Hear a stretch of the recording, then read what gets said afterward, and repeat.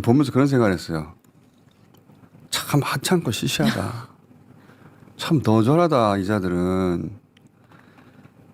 자, 그래서 오늘은 얼마나 너절한지 제가 이거 하루 종일 있었던 걸 다 본 분들이 그 기대 울잖아요. 다 봤거든요. 죽을 것 같아요. 그래서 얼마나 너절한지 제가 구질구질하고 진짜. 국회의원 끌어내려고 한 게 아니라 의원이었다. 여기서부터 보죠. 김병주가 곽종근에게 의원들을 끌어내라라고 지시한 건 맞죠? 라고 하면서 유도 질문을 하여 마치 증인이 국회의원을 끌어내라고 곽종근한테 지시한 것처럼 하였는데 의원이 아니라 요원을 빼내라고 한 것을 네, 그렇습니다. 요원. 그러니까 요원들을 끌어내라고 요원들을 투입한 겁니다. 이런 멍청이 논리를 누가 믿는다고 하루 종일 그 이야기를 하고. 앞으로 민주당 의원들 출연하면 네. 요원들이라고. 네, 국회 요원들이라고 부를 생각입니다. 이미 몇몇 의원들이 안녕하세요 국회 요원 누구입니다라고 SNS를 하고 있더라고. 윤석열은 더해요. 부당한 지시를 따르지 않을 걸 알고 있었대요. 이것도 네. 봅시다.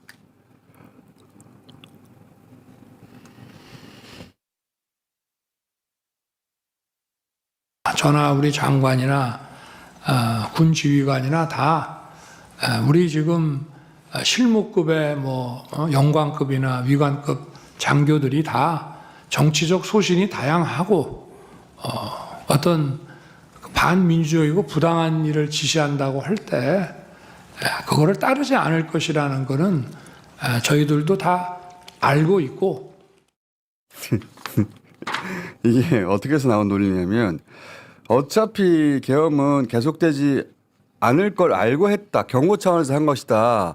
이 논리를 펴다 보니까 장교들이 계엄에 안 따를 걸 부당한 지시에 안 따를 걸 알고서 계엄을 했다. 이런 머저리 같은 소리를 네. 하는 거예요. 군대가 부당한 지시에 따르지 않을 것이라는 전제로 비상계엄을 선포한 것이다. 머저리 같은 소리를 하는 것이고 변호인은 이게 또 계엄령이 아니라 계몽령이라고. 이것도 들어봅시다. 국민들은 이 사건 비상계엄을 계몽령이라고 이해하고 있는데 계몽령. 반국가 세력은 대통령이 비상계엄 선포를 내란죄라고 몰아서 국방 책임자들을 구속한 데 이어서 대통령까지 구속한 것입니다. 이거를 헌법재판관들이 저는 그렇게 어떻게 받아들이라고. 저는 그렇게 생각하고 있지 않은데요. 특히 계몽령은 비상계엄이 국민들을 깨우기 위한 수단이었다라는 의미로 극우들이 사용해서 논란이 된 용어입니다. 이 몽자가 들어가는데 저 상황에서 어울리는 단어는 하나밖에 없어요. 도라에몽. 코미디를 해요. 이 과정에서 이제 윤석열과 김용현 짜고 치는 모습이 아주 역력했어요. 변호인단이 질문하는 건 즉각 답합니다. 하지만 국회 측에서 질문하는 건 버버버버 해요. 네. 그 질문을 미리 알았다고 저는 보는데, 자 이제 하나하나 봅시다. 포고령 관련해서 포고령은 윤석열 못 봤다. 예, 포고령 1호부터 위헌이니까 네. 못 봤다라고 지금 가고 있는 거잖아요. 간과했다. 예, 부주의했다. 못 봤다 그거. 자 이거 이야기하는 대목을 봅시다. 증인이 작성한 포고령을 대통령에게 건네주니 대통령이 이번 계엄은 반국가 세력에게 경고를 하기 위한 것이어서 국민들에게 피해가 가서는 안 되니 통행금지 부분은 제외하라고 하셨죠. 그래서 삭제. 어차피 계엄은 하루를 넘길 수 없을 것이니 포고령 실행을 위한 기구도 설치가 어렵고 또 합수당 구성도 어려울 것이므로 포고령을 형식적인 것이라고 말한 바 있죠. 보통 보고서를 드리면 꼼꼼하게 이렇게 다 보시는데 예. 그렇게 꼼꼼하게 안 보시고 쭉 이렇게 훑어보시고 하신 예. 걸 보면 그렇게 그 의미가 전달되는 것 같습니다. 보통은 꼼꼼하게 보는데 그렇게 꼼꼼하게 안 보셨기 때문에 변호인단이 말하는 건 뭐냐면 포고령은 형식적인 것이라고 말한 바 있죠. 윤석열이 이렇게 네. 물었는데 꼼꼼하게 안 보시는 걸 보니까 그렇게 그 의미가 전달되는 것 같습니다. 텔레파시야. 근데 이걸 국회 쪽 반대신문에서 그냥 둘 리가 없잖아요. 그렇죠. 그러면서 또 말하니까 기억난다고 했거든요. 자, 반대신문 봅시다. 우리 헌법하고 개헌법은 비상기업 상황에서도 국회의 권한은 제한할 수 없는 것으로 규정하고 있습니다. 증인 포고문 초안 작성할 때 이런 사실은 알고 있었습니까? 예. 그런데 이런 일항을 넣으셨다는 거죠. 그래서 알겠습니다. 국회에 피청구인도 이 일항 내용 보고 아무런 문제 제기를 안 했습니까? 대통령도. 네. 자기들끼리만 꿍짝을 맞추면 뭐합니까? 반대신문 할 때 판판이 깨지고 아주 바보들의 대행진을 하고 있어요. 봤는데 아무 말도 안 했다잖아요. 그러니까 대통령이 제가 한 거 아닙니까? 저 말을 그대로 이해하면. 이렇게 바보니까 자기들끼리 주고받고 하다가 합의 안 맞아서 바보 상황이 계속 나와요. 제가 보다가 제일 웃긴 장면이 하나가 뭐였냐면 이제 윤석열 측에서는 군인들은 가긴 갔는데 질서 유지 차원에서 간 것이고 소수의 병력만 투입했다. 본청 안으로 들어갔다. 그걸 20명이라고 주장하고 뭐 그렇게 말하는 상황에서 그거를 이제 답을 끌어내야 되는 겁니다. 소수만 들어갔다고. 그 끌어내야 하는데 그런데 이제 보세요. 뭐라고 답하는지. 네, 실제 특전사가 국회 본 의사당에 얼마나 들어가셨는지 아십니까? 280명. 본관에 다 들어갔습니까? 너무 많은 숫자를 말한 거야. 질서 유지를 위해서 활동을 했습니다. 다 들어간 걸 확인하셨습니까? 아니 확인한 것보다 제가 보고 당황했죠. 받았습니다. 이렇게. 그러니까 당황했어요. 그게 지금 이제 오해를 좀 다른 변호인이 280명은 받아가지고 280명은 국회 경 내에 들어간 인원을 말하는 거고요. 맞습니다. 이 맞죠? 눈치챘어요. 본청에 뒤늦게. 본 회의장 안에 건물 안에 들어간 사람은 12명밖에 안 돼요. 7079대 묵 깨고 창문 깨고 그걸 오해를 하시고 예. 답답하니까 이제 건물 안에 있었던 그죠? 게 280명이라는 예. 겁니다. 건물 안에. 건물 안에 실제 수방사는 212명이 현장에 갔는데 실제 48명인가밖에 네, 못 맞습니다. 들어가고 50명 그렇습니다. 경내 근데 맞춰주려고 해요. 나머지 뒤늦게 눈치를 병력은 채고. 현장 밖에 맞습니다. 대기하고 있었습니다. 예. 답답하니까 윤석열이 나섭니다. 특전사 요원들이 그러니까 우리 장관님 보시기에 그 본관 건물 밖에 마당에 주로 있었습니까? 아니면은 본관 건물 안으로 그 많은 인원이 다 들어가 있었습니까? 280명은 본관 안쪽에 하여튼 복도든 어디 이쪽 곳곳에 가 있었습니다. 끝까지 안 맞아요. 야, 원래는 소수만 들어가고 밖에 서 있었다. 이렇게 답을 끌어내려고 했는데 김용현 머릿속에는 질서 유지를 위해서 곳곳에 배치했다. 280명을 이렇게 머리에 입력하고 갔는데 갑자기 대부분 밖에 있었지 않냐 하니까 나중에 눈치채고 맞습니다 하는데 이제 이거를 쐐기를 박으려고 윤석열이 대부분 밖에 있었죠? 조금만 들어갔죠? 이렇게 물어보는데 계속 머릿속에 질서 유지를 위해서 곳곳에 배치했다가 있다 보니까 하여튼 280명이 본관 안쪽에 복도든 어디든 곳곳에 가 있었다. 이렇게. 그러니까 전문 용어로 이제 빡킹 충돌이라는 거죠. 그래놓고 이 뒤에 윤석열이 그래놓고 장관이 구체적으로 병력의 위치를 파악 못하는 거 아니냐라고 묻습니다. 그러니까 김용현 전 장관이 근데 나는 그렇게 알고 있다라고 답했거든요. 바보들의 대행진이에요. 대행진. 근데 이렇게 국회 봉쇄가 아니라고 하니까 국회 봉쇄가 아니라고 말하려고 하는 거거든요. 네. 재판관이 물어요. 왜 국회를 막았냐고 근데 출입을. 자, 이 영상 잠깐 봅시다. 국회의장께서도 출입구로 못 들어가서 담을 넘어서 들어갔고 일부 국회의원들께서는 그 차단한 병력들이 진출로를 열어주지 않아서 국회에 못 들어간 그런 경우도 있었거든요. 그래서 증인께서 말씀하시는 거하고 달리 실제로는 국회 봉쇄가 목표가 아니었나 하는 그러한 정황들이 많이 보이는데 그 점은 어떻게 생각하십니까? 네, 재판관님 말씀 존중합니다. 그런데 뭘 저는 존중해? 생각이 좀 다른 게 말씀하신 대로 제가 만약에 봉쇄를 했다 그러면 국회의장님이 담을 넘어가서는 안 됩니다.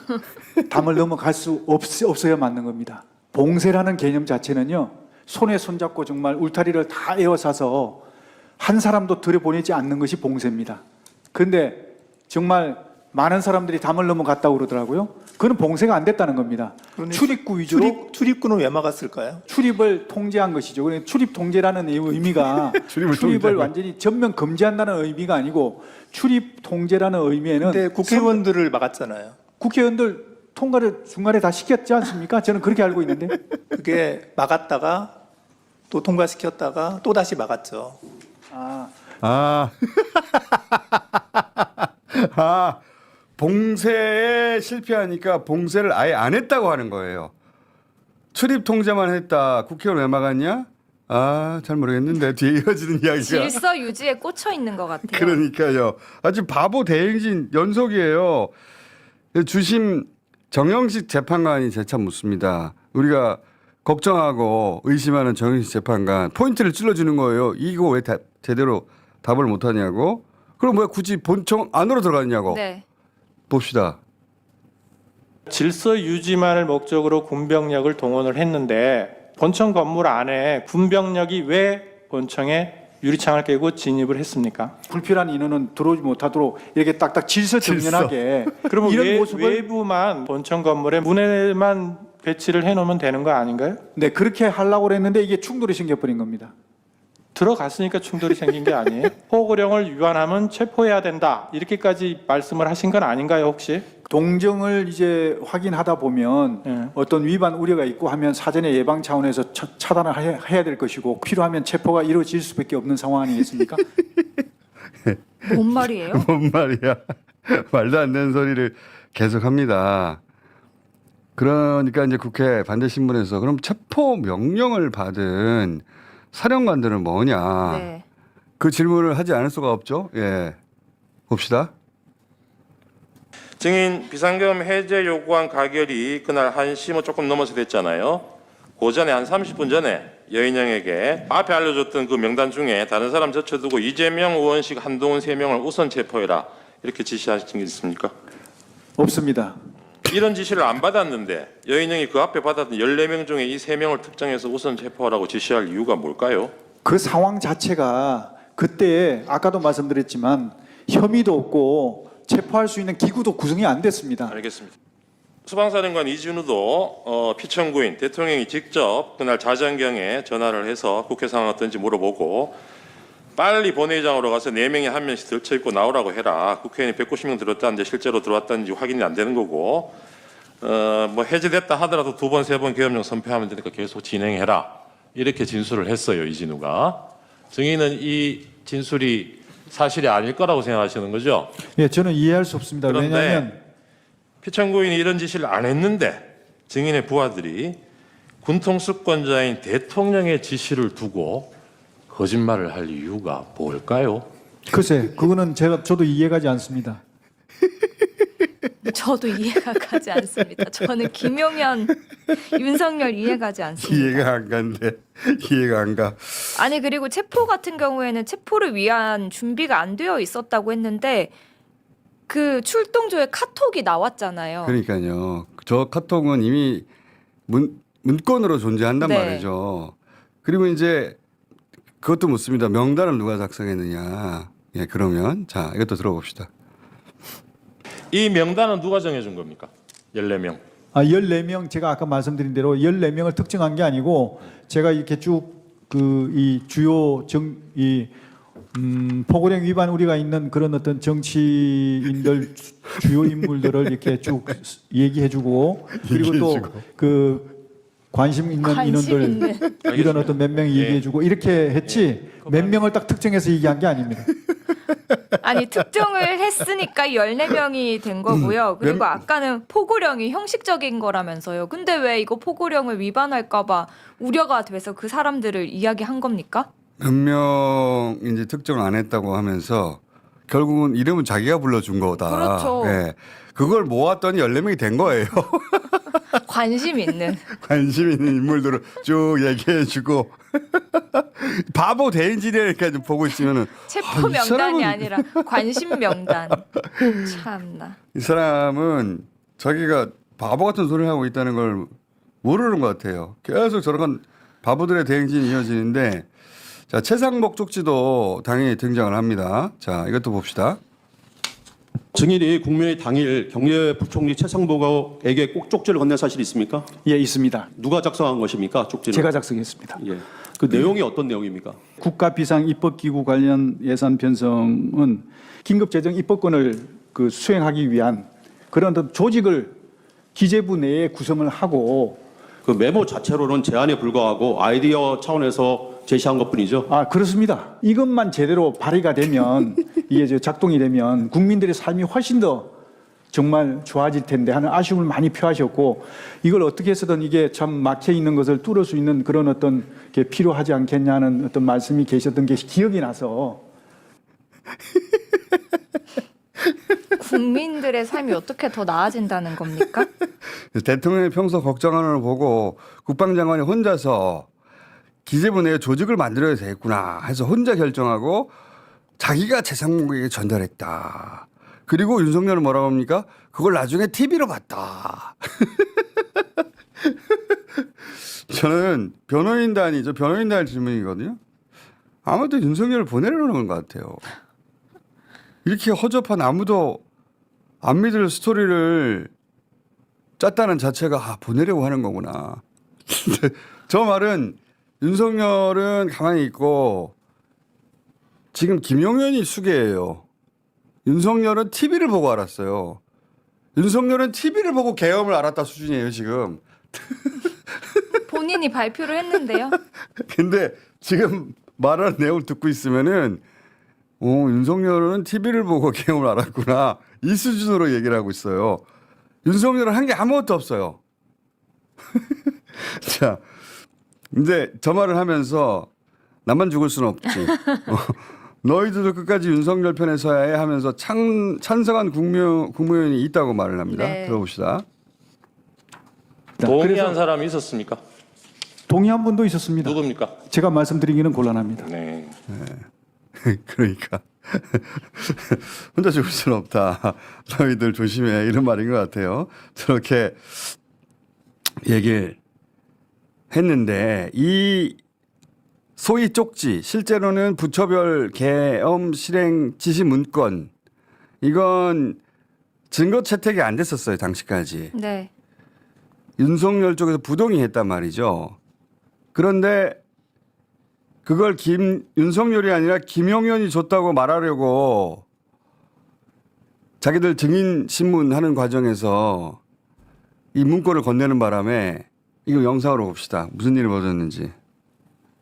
증거 부동의를 하셨어요. 그런데 조금 전에 증인 신문 사항 때 그걸 또 제시를 하셨어요. 그렇다면 이거는 좀 모순적인 상황이 아닌가. 부동의하는 증거를 가지고 물어보는 게 저희들 부동의했습니다. 했는데 예. 지금 그저 참고로 보고 싶다 했기 때문에 저희가 받아서 지금 전해준 것이지 증거로 저희가 쓴 것이 아닌데요. 시도 안 그러면 먹힙니다. 각제 29호증 24는 재판부에서 증거로 채택하겠습니다. 자기들한테 불리한 거를 증거 부동의했는데 자기들이 또 이거 윤석열이 쓴 거 아니에요. 네. 말하려고 보니까 이거를 제시한 이야기를 거예요. 하다 보니까 그걸 제시한 거예요. 그러자 재판관이 이게 뭐야? 그럼 뭐 증거를 채택해야 되겠네. 채택해버립니다. 윤석열을 보내려고 하는 거예요. 변호인들이 계속 윤석열에 불리한 일을 합니다. 더 웃긴 거는 이게 진짜 제가 보기엔 가장 웃긴 대목인데 과연 저 문건을 김용현이 쓴 게 맞느냐. 전부 다 김용현이 썼다고 하는 거거든요. 지금. 네. 포그램도 본인이 썼고 그다음에 이 소위 쪽지들 부처 장관들한테 준 쪽지들도 다 자기가 썼다고 하는 거예요. 그리고 윤석열을 본 적이 없다는 거예요. 특히나 조태열 외교부 장관은 대통령한테 받았다고 국회에서 증언을 직접 받았다고 했잖아요. 했는데. 거기에 대해서는 내가 써서 윤석열을 통해서 전달했다. 그러니까 맞아. 아니 그걸 깜빡했네. 넣는다는 거. 그것도 코미디였는데 윤석열은 아무것도 몰라요 지금. 그 내용을 모르고 마침 앉은 자리가 그래서 앉은 배치가 그랬다는 거 아닙니까? 윤석열을 통해서 주었다. 지금 김용현이 나는 내가 모든 걸 다 했어요. 이런 말을 하고 있는 거예요. 윤석열은 앉은 배치상 윤석열을 통해서 주었고 윤석열은 나중에 그 내용을 TV를 통해서 보았다. 이 바보 멍충이들 그게 먹힐 거라고 진짜. 근데 이제 이 질문 진짜 잘했다고 보는데 이제 국회 측에서 반대 신문을 합니다. 자, 이거 들어봅시다. 이 구체적인 문안도 직접 증인이 작성하신 겁니까? 예, 그렇습니다. 타이핑도 직접 하시고요. 예, 그렇습니다. 어떤 컴퓨터로 작성하셨나요? 어떤 컴퓨터로? 노트북으로 했습니다. 노트북 어디에 있는? 제가 가지고 있던 개인 노트북. 어디에 가지고 있던? 관사에. 네. 예. 워드 프로그램 뭐 쓰셨어요? LG 건데 하나 아니요. 그 노트북 묻는 게 아니고 한글 이거 뭐 프로그램 작성하려면 프로그램 띄워놓고 하셨을 거 아닙니까? 프로그램 이름이 뭔지는 모르세요? 제가 그 프로그램 이름 잘 모르겠습니다. 저거는 여러 의미에서 거짓말인 게 일단 자기가 다 작성하려면 아이콘을 클릭했을 거 아니에요. 그 아이콘에 이름이 써 있을 거 아니에요. 한글이든 MS 워드든 그걸 클릭해서 다 작성했는데 이름은 모르겠다면 뭘 클릭한 거야 대체 어떻게 해? 자, 그리고 저기 싹 지나가가지고 그 잘 들리지 않은 대목에 LG 해놓고 하나라는 말이에요. 하나. 거기서 이제 그 국회 측에서 끊어버렸는데 국회 측은 저런 말들을 듣고 있지 않아요. 모두를 다 끊어버리지. 말도 안 되는 소리만 하니까. 근데 이제 노트북이 LG 그램이라고 말하는 걸로 이해하고 아예 노트북 말하는 거 말고 무슨 프로그램 썼냐 그랬더니 프로그램 이름 모른다라고 네. 말을 하잖아요. 근데 저는 저걸 보고 이 양반이 진짜 거짓말 하는구나라고 생각한 게 군 행정용으로 80년대 말에 하나워드라는 게 나왔어요. 하나워드. 단종된 지 20년이 넘었습니다. 저는 90년대 그걸 써봤어요. 그걸 기억해낸 거예요. 아마 군 시절에. 그리고 그걸 LG가 만들었어요. LG 하나워드. 그래서 하나라고 기억해내려고 한 거를 끊었는데 근데 이게 거짓말인 게 왜 거짓말이냐면 20년 전에 단종되기도 했지만 그건 도스 환경에서 돌아가는 겁니다. 도스 진짜 오랜만에 듣는데. 도스 환경. 그걸 요즘 윈도우에서 돌리려면 VMware라고 가상 머신이라는 걸 돌려야 돼요. 그리고 그걸 한글 도스를 구해서 설치해야 하는데 상당히 어렵습니다. 저 양반한테 내가 VMware 물어보면 모를 거 100%예요.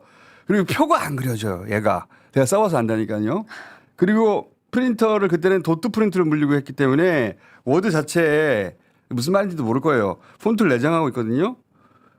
요즘 프린터로 이거를 설정해 가지고 프린트 할 수가 없어요. 그러면 프린트 스크린이라는 펑션 키를 사용해야 돼요. 무슨 말인지 모를 거예요. 이거는 거짓말입니다. 제가 거짓말이라고 봅니다. 확실히. 저 질문 잘했어요. 아래 한글도 MS 워드로도 아닌 겁니다. 그러면 그 이름을 알아야죠. 아이콘을 클릭해야지 프로그램을 쓸 거 아닙니까? 예? 그 쪽지 사진 한번 띄워보세요. 소위 쪽지 사진. 저 밑줄이랑 동그라미 표시 이런 거 있잖아요. 네. 저거는 제가 보기엔 아래 한글이에요. 근데 제가 보기엔 김용현 전 장관은 저거 중앙 정렬 못할 거예요. 가운데 정렬이요? 자, 오늘 이게 재밌는 게 많아가지고 오늘 어차피 다음 주 설 연휴니까 예. 요런 가이드라인을 따라서 자세히 한번 나중에 찾아보시라고 저희가 재밌는 대목 다 짚어드릴게요. 바보 대행진이거든요. 자, 그리고 노상원 관련 질문 또 당연히 등장합니다. 자, 국회 측에서 질문했는데 봅시다. 문상호에게 노상원 장군 하는 일을 잘 도와주라 이런 지시를 하신 적이 있습니까? 예, 그렇습니다. 노상원은 이 계엄 때까지 한 3개월 동안 증인 공관에 22번이나 방문한 것으로 확인이 되었습니다. 현역도 아닌 퇴역 군인하고 무슨 일로 그렇게 자주 만났습니까? 정보사 기밀 유출 사건 관련해서 후속 조치를 해야 되기 때문에 이걸 어떻게 해야 될 자, 것인가. 다시 묻겠습니다. 네. 석 달 동안 22회면 한 달에 7번, 한 주에 2번 가까이 됩니다. 네. 왜 이렇게 자주 만나셨냐고요? 노상원은 전역에서 이때 민간인 신분이었잖아요. 이런 민간인한테 비상계엄하에서 임무를 지시하고 정보사 장교들한테도 노상원의 지시를 잘 도와주라고 한 이유가 뭡니까? 주로 정보사령관한테 제가 임무를 줬지 노상원 장군한테 임무 준 게 아닙니다. 석 달 동안 22번이나 그 공간을 방문을 해서 비상계엄과 관련된 임무 수행은 노상원 장군이 20몇 번 왔는지 모르겠는데 그 몇 번 온 것 중에 몇 번 안 됩니다. 주로 정보병가를 어떻게 만들 것인가 하는 부분에 대해서 알겠습니다. 많은 일단 몇 번 오기는 왔다는 거네요. 그러니까 김용현은 그 국회 쪽에서 신문을 받을 때 그 질문의 의도를 제대로 파악을 못해요. 저 질문의 의도는 핵심이 국방장관이 민간인과 왜 계엄을 논의했느냐. 그러면 안 했다고 해야 돼요. 안 했다고 해야 되는데 온 것 중에 몇 번 논의하긴 했다고 그러니까. 인정을 한 거네요. 대부분은 현역한테 시켰고 노상원한테는 몇 번 안 됩니다. 비상계엄과 관련된 인물을 얘기한 것은 인정을 해버린 거죠. 이거를 인정하지 말아야 되는 그리고 건데. 다른 것도 논의했다고 실토한 셈이네요. 자, 다 이런 식이에요. 질문의 의도를 정확하게 파악을 못해요. 윤석열 쪽에서 할 때도 아까 그 신뢰를 안 들어갔지? 신뢰를 안 들어간 거지? 이 답을 끌어내려고 하는데 계속 끝까지 중간중간 맞습니다. 하다가도 280명을 곳곳에 배치했다고. 이것도 마찬가지예요. 질문의 의도를 정확하게 파악을 못해요. 그러다가 보니까 국회 쪽에서 하는 질문에는 번번이 다 실토를 합니다. 그리고 자신이 실토한지 몰라요. 자, 그래서 그리고 어제 이걸 지켜보던 그 장내에서 기자들도 실소를 여러 번 터뜨렸다고 합니다. 바보 같은 소리 진짜 많이 합니다. 근데 자신이 그 바보 같은 소리 했다는 걸 몰라요. 자, 마지막에 이 시간이 너무 많이 지나서 요거까지는 하고 넘어가야 될 것 같아요. 국회와 선관위는 왜 사람을 보냈느냐 논리를 그나마 만들었어요.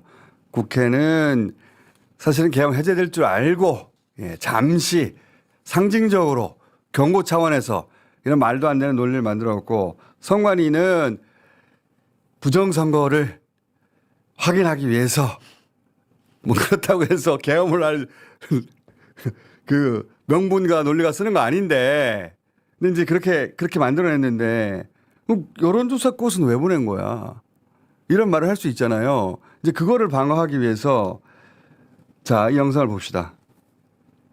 사실 그 민주당사하고 여론조사 꽃은 우선순위에서 떨어지는 것이었습니다. 우선순위는 대통령 말씀하신 대로 국회하고 선관위였고요. 여기는 병력이 나중에 제한되다 보니까 후속하는 인원들이 시간을 봐서 이렇게 투입하는 걸로 그렇게 생각을 했었는데 요 인원들에 대해서 나중에 결과적으로 보면 투입하는 과정에서 계엄이 해제돼 무슨 버렸습니다. 소리야? 다 투입됐어. 우리 제가 절대 하지 사무실 마라. 앞으로 왔는데. 민주당에 보낼 거면 국민의힘도 보내야 되고 그건 안 된다 하고 꽃도 제가 자른 거 그 얘기 들으셨습니까? 나중에 네, 여론조사 꽃하고 여기 들여보내면 안 된다. 나중에 지시하신 것을 네. 들었습니다. 거짓말이에요, 저거. 그러니까 앞에 거는 준비된 한편이고 뒤에 거는 윤석열이 저긴 부족한 겁니다. 자기가 듣기에. 그래서 아니 내가 그 여론조사 꽃에 넣지 말라고 했잖아. 나중에 들었습니다. 뭘 나중에 들어? 여기 다 왔는데. 그럼 저 말대로라면 대통령 명령을 거부하고 보낸 거예요. 계엄이 해제된 1시간 이후에도 트럭이 벙커로 달려왔는데 대통령 명령을 거부하고 국방장관이 여론조사 꽃은 절대 안 돼. 거기다 보내.